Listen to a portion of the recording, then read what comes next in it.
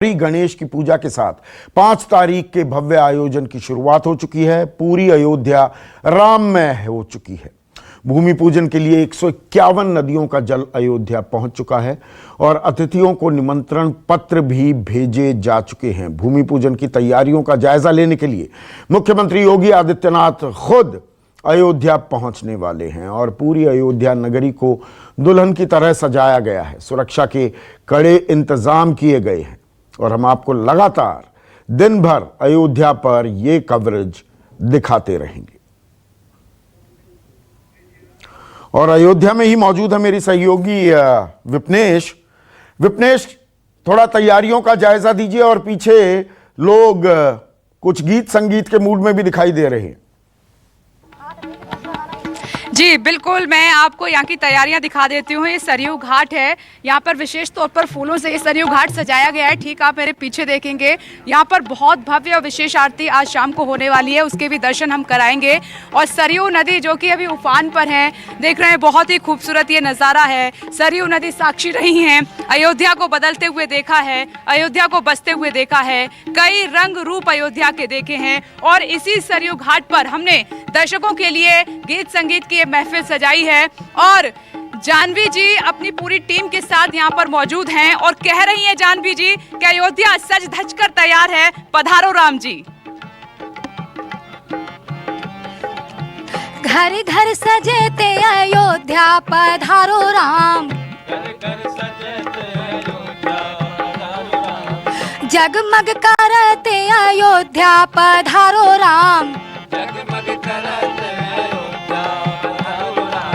घर घर सजत दिवाली पधारो राम, जगमग करत दिवाली पधारो राम, नगर अयोध्या हरस मनावे, नगर अयोध्या हरस मनावे, सब घर है। तो ये अयोध्या की तस्वीरें दिखा रही है मेरी सहयोगी विपनेश। वहां पर गीत संगीत का आयोजन हो रहा है और अभी हमारे साथ यूट्यूब सेंसेशन, चाइल्ड प्रोडिजी, अब दुनिया इनको जानती है, मैथिली ठाकुर किसी परिचय की मोहताज नहीं है। और मैथिली, अब शुभारंभ हो गया है, भूमि पूजन के तैयारियां लगातार जारी हैं। आज आप क्या सुनाएंगी? दर्शकों को बहुत सुना है आपको, लोगों ने आज क्या सुनाएंगी मैथिली? पहले आप सभी को बहुत बहुत धन्यवाद कि मैं आप सभी के साथ कनेक्ट हो पाई और राम सीता जी का एक भजन सुनाना चाहती हूँ आप सभी लोग। बिल्कुल बिल्कुल।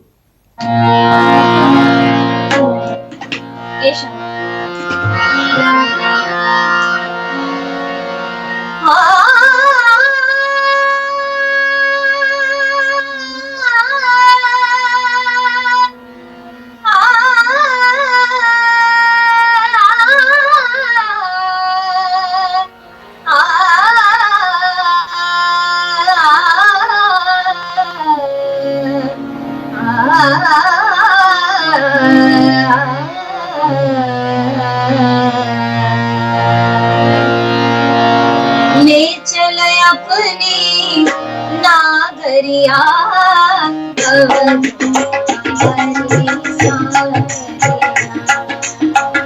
ले चल अपनी नागरिया,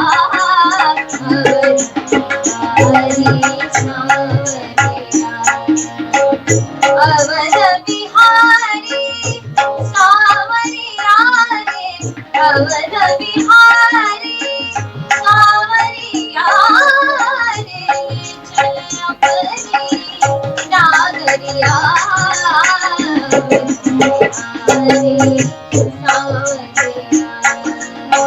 ले चल अपनी नागरिया,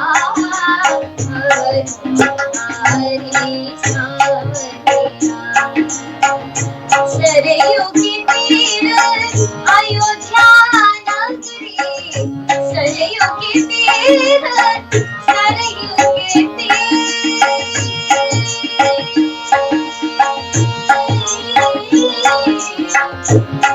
सरयू की तीर अयोध्या नगरी, संत भरे जहाँ कागरिया, संत भरे जहाँ कागरिया, संत भरे जहाँ कागरिया, ले चल अपनी कागरिया,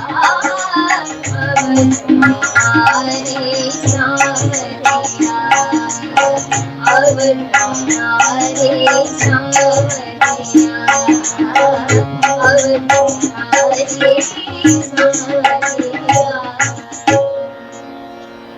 क्या बात है, क्या बात है। मैथिली बहुत खूब तैयारी की थी आपने इस भजन की। आप कहाँ से क्या क्या गाने गाती हैं, कब से गाने लगी थी आप?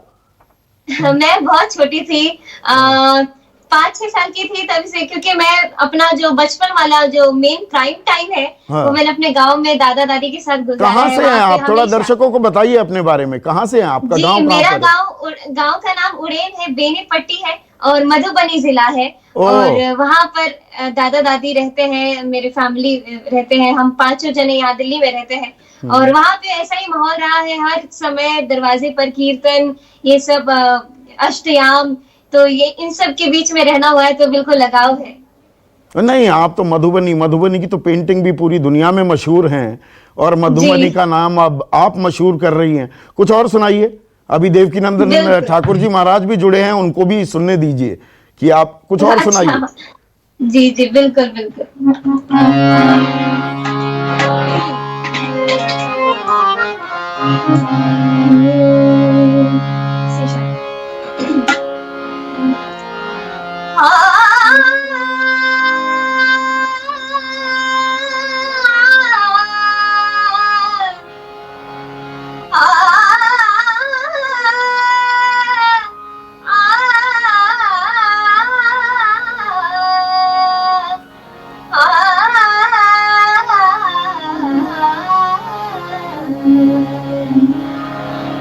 रामा रामा रटते रटते बीती रे उमरिया, रामा रामा रटते रटते बीती रे उमरिया, रघुकुल नंदन कब आओगे, रघुकुल नंदन कब आओगे, मिलन की डगरिया, रामा रामा रटते रटते बीती रे उमरिया, रामा रामा रटते रटते बीती रे उमरिया।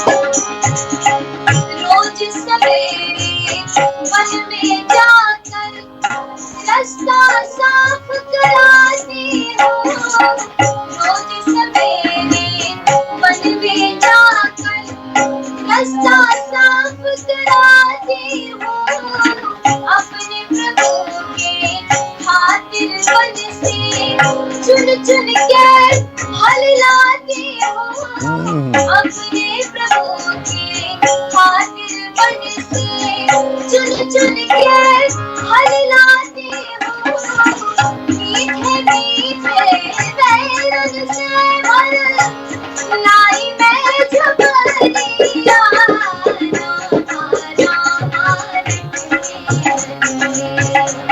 बीती रे उमरिया, रामा रामा रटते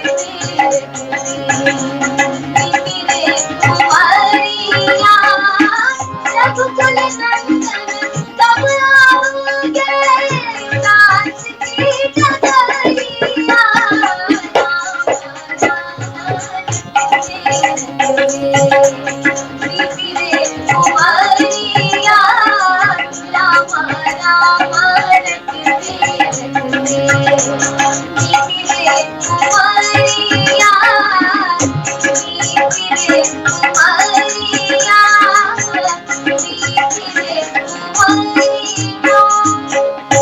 क्या बात है।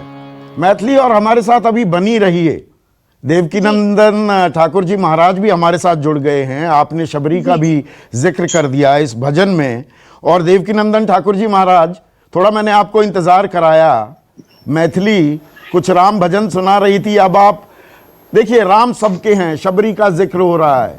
शबरी के झूठे बेर भी खाते थे। आज के युग में अब इतनी राजनीति हावी हो जाती है, उसको मद्देनजर रखते हुए कुछ राम कथा वाचक हैं आप पूरी दुनिया में, आप राम कथा सुनाते हैं, कुछ सुनाइए आज दर्शकों को।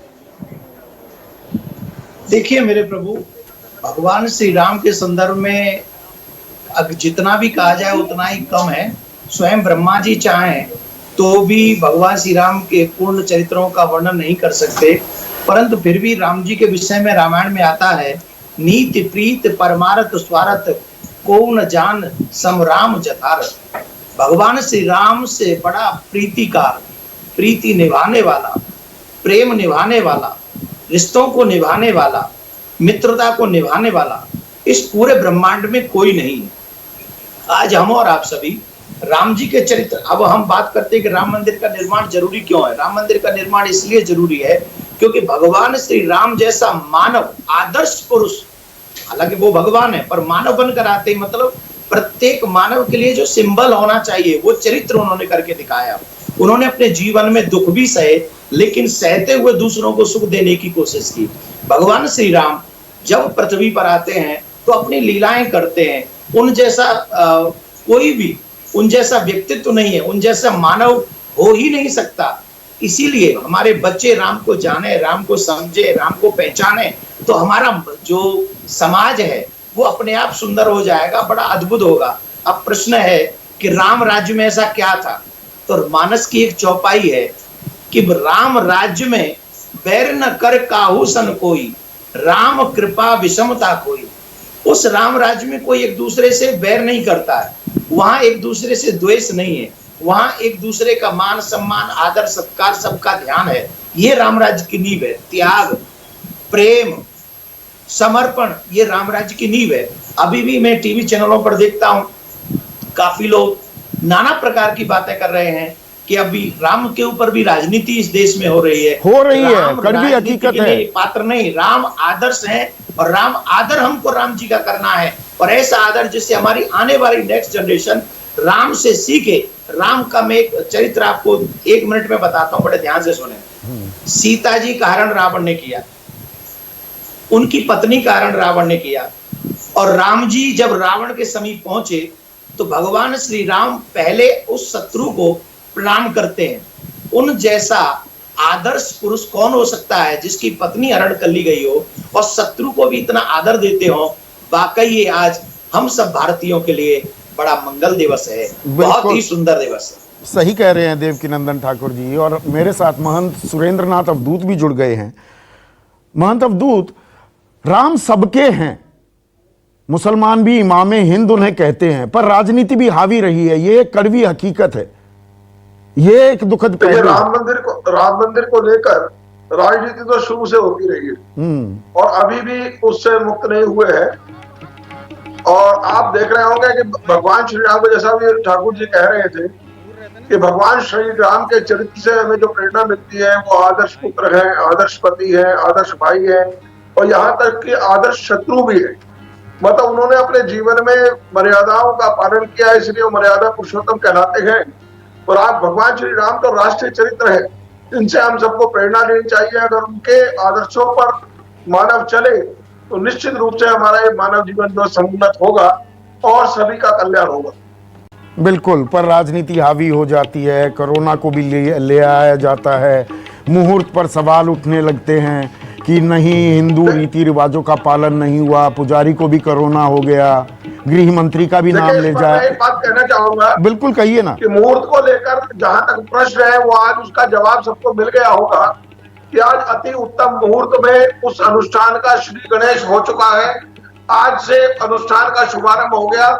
आज जो है सर्वार्थ सिद्धि योग है और बहुत ही अति उत्तम मुहूर्त है, उसमें इस अनुष्ठान का शुभारंभ हो चुका है। तो उस पर प्रश्न उठाना अपने आप में उनको मैं समझता हूँ कोई विद्वतापूर्ण तो है नहीं। आज उस अनुष्ठान का शुभारंभ हो गया, तो इसलिए अब उसके मुहूर्त को लेकर ज्यादा चर्चा करना व्यर्थ है। बिल्कुल बिल्कुल। जयप्रकाश, मेरे सहयोगी छत्तीसगढ़ में उस जगह मौजूद हैं और ये तफसील से बताएंगे जो दरअसल भगवान राम की ननिहाल है। जयप्रकाश, थोड़ा इस जगह के बारे में बताइए, कहां पर हैं आप? जी बिल्कुल, मैं बता दूं आपको कि अयोध्या और छत्तीसगढ़ का नाता युगों पुराना है। मैं इस वक्त चंदपुरी में मौजूद हूँ, जो राजधानी रायपुर से महज 40 किलोमीटर दूर है। ये पुराने समय में दक्षिण कौशल की राजधानी हुआ करती थी और भगवान राम का ननिहाल है चंदपुरी, क्योंकि कौशल्या माता यहीं पे पैदा हुई थी, यही जन्मस्थली है माता कौशल्या की। इसलिए जब एक तरफ 5 अगस्त को जो है राम जन्मभूमि राम मंदिर के लिए जो है भूमि पूजन होना है, तो यहाँ पर भी हर्षोल्लास का माहौल है। आप देख सकते हैं पीछे कि यहाँ पर बाकायदा जो है सदियों पुरानी जो है कौशल्या माता का मंदिर है, माता कौशल्या, और बगल में भगवान राम की ये प्राचीन मूर्ति यहाँ पर स्थापित है। और यहाँ पर जो है लगातार दूर दूर से भक्त आते हैं, और जब राम मंदिर की बात चल रही है तो माता कौशल्या का जिक्र जरूरी है, क्योंकि बोला जाता है कि बाल काल के समय भगवान राम भी यहाँ आया करते थे और वनवास के दौरान अपने 14 सालों में ज्यादातर जो वक्त है वो छत्तीसगढ़ में उन्होंने काटे थे।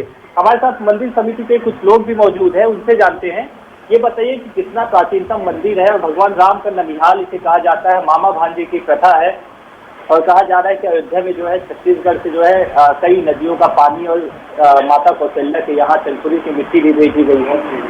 देखिए सर, ये 8वीं शताब्दी का मंदिर बनाने वाले जब मालपुजारी शासन था, तो 1973 में रायपुर जी यहाँ के मालपुजार थे, तो गाँव से चंदा लेकर के इस मंदिर का जीर्णोद्धार किया। यहाँ बहुत बड़ी मान्यता है, इनको आज भी हम लोग पूजा करते हैं। इनके पुत्र को भाषा जो है यहाँ सब कुछ हमने राम के रूप मानकर उनकी पूजा कुछ दिन ही है।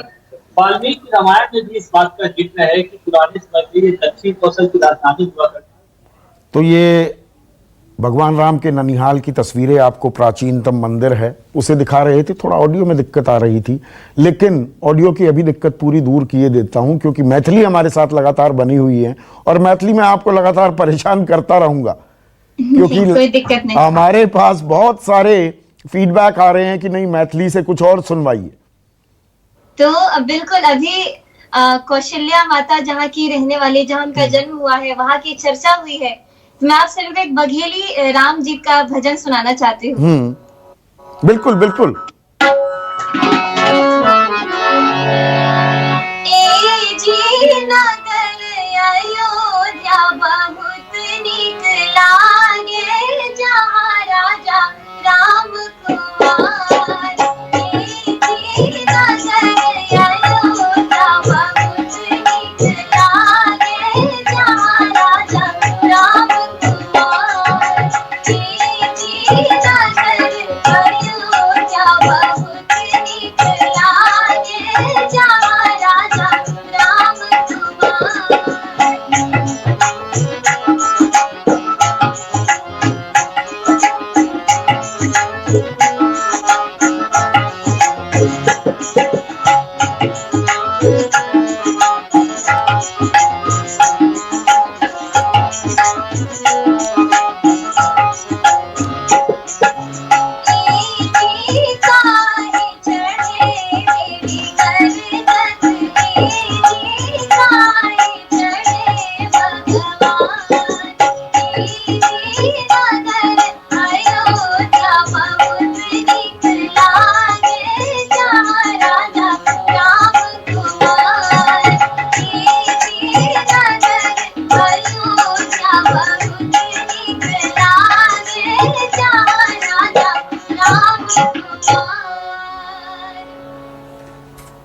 मैं बड़ा धार्मिक व्यक्ति नहीं हूं मैथिली, पर आपकी आवाज और जो आप भजन गा रही हैं, मैं यहां बैठा बड़ा आनंद ले रहा हूं। धन्यवाद। मैं बड़ा वैसे प्रैक्टिकल सा रैशनल सा आदमी हूं। देवकी नंदन ठाकुर जी महाराज, मतलब मैथिली ने पूरा समा बांध दिया है यहाँ पे। नहीं, इस बालिका ने बहुत अच्छा गाया है, और इसका जो इससे पहले जो इस बच्ची ने जो भजन गाया था, रामा रामा रटते रटते पीती रे उमरिया, ये भजन मुझे बहुत अच्छा लगा और बहुत सुंदर लगा, और भगवान ने इस बच्ची को बहुत अच्छी आवाज दी है। और अभी आप कह रहे थे कि मैं ज्यादा आध्यात्मिक नहीं हूँ, आप लोग जो कार्य करते हैं वो देश के लिए बहुत बड़ा कार्य करते हैं। और आध्यात्मिकता हमारे कर्म में जाहिर होनी चाहिए। हाँ। अगर मेरे कर्म सही वे में जा रहे हैं तो आप ये नहीं कह सकते कि आई एम नॉट आध्यात्मिक। नहीं नहीं, वो नहीं। तो आप तो वो हैं, ऐसा नहीं। आप जो कार्य कर रहे हैं वो देशभक्ति भी आध्यात्मिक ही है।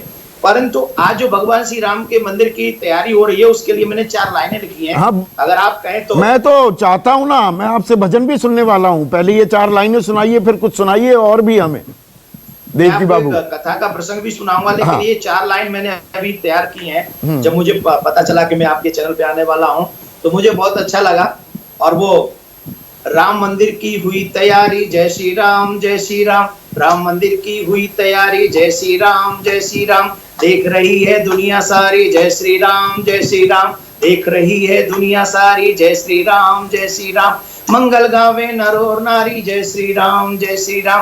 मंगल गावे नर और नारी, जय श्री राम जय श्री राम। अयोध्या पहुंचे भगवाधारी, जय श्री राम जय श्री राम। अयोध्या पहुंचे भगवाधारी, जय श्री राम जय श्री राम। मंदिर की अब हुई तैयारी, जय श्री राम जय श्री राम। तो मंदिर की जो तैयारी हुई है और पूरे देश में जो मंगल गायन हो रहा है, ये वही प्रसंग है। ये सेम कंडीशन है। अभी से देखो, भूमि पूजन होगा 5 तारीख को, लेकिन अभी से आप यहाँ ये बच्ची भजन गा रही है। इससे पहले एक और बच्ची थी जो अयोध्या में ही बैठी हुई है, वो वहां से गा रही है। ये स्थिति वो है जब 14 वर्ष के बाद भगवान श्री राम की वो लास्ट डेट थी। 14 वर्ष के दिन में वो आखिरी दिन था जिस दिन में अयोध्या वासी ये सोच रहे थे कि अगर आज राम नहीं आए तो क्या होगा। तो जब राम नहीं आए तो क्या होगा। दीवालें जो हमेशा जड़वत हैं, मौन रहती हैं, दीवालों ने उन अयोध्या वासियों से कहा चले जाओ सरयू के तट पर। अगर राम आए तो वहां घी के दिए जलाना, राम आए तो उनका घी के दिए जलाकर पुष्प बरसाकर उनका स्वागत करना, और अगर राम ना आए तो तुम सभी उसी अयोध्या में समा जाना। इतना राम के आने का इंतजार था अयोध्या वासियों को। और मैं तो ये कहूंगा आज आपके चैनल के माध्यम से पूरे विश्व में इस समय जो भी सनातनी जी रहे हैं, शायद हम सब 500 वर्ष के उस जनरेशन से ज्यादा भाग्यशाली हैं जो अपने आंखों से राम मंदिर के भूमि पूजन का दर्शन करेंगे, राम मंदिर के बनते हुए का दर्शन करेंगे और भगवान श्री राम का अयोध्या में दर्शन करेंगे। बिल्कुल। पर जो आपने 4 लाइनें सुनाई ना देवकीनंदन ठाकुर जी, उनमें से एक शब्द पे मुझे थोड़ी आपत्ति है। आपने कहा भगवाधारी। भगवाधारी नहीं, इकबाल अंसारी को भी निमंत्रण मिला है। भगवान राम तो दरअसल सबके हैं, तो उसे रंग में थोड़ा बांटना मुझे अजीब लगा।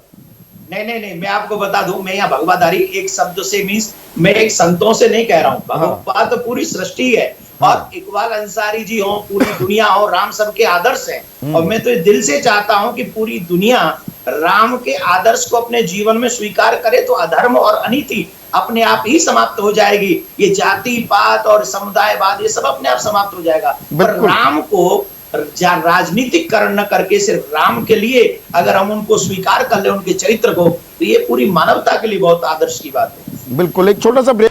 नमस्कार, मैं हूं मानक गुप्ता। अगर आपको हमारा ये वीडियो पसंद आया हो तो इसे लाइक और शेयर जरूर करें, और हाँ, हमें सब्सक्राइब और फॉलो करना ना भूलें ताकि आप देश और दुनिया की कोई खबर मिस ना करें। तो जुड़े रहिए हमारे साथ और देखते रहिए न्यूज़ 24।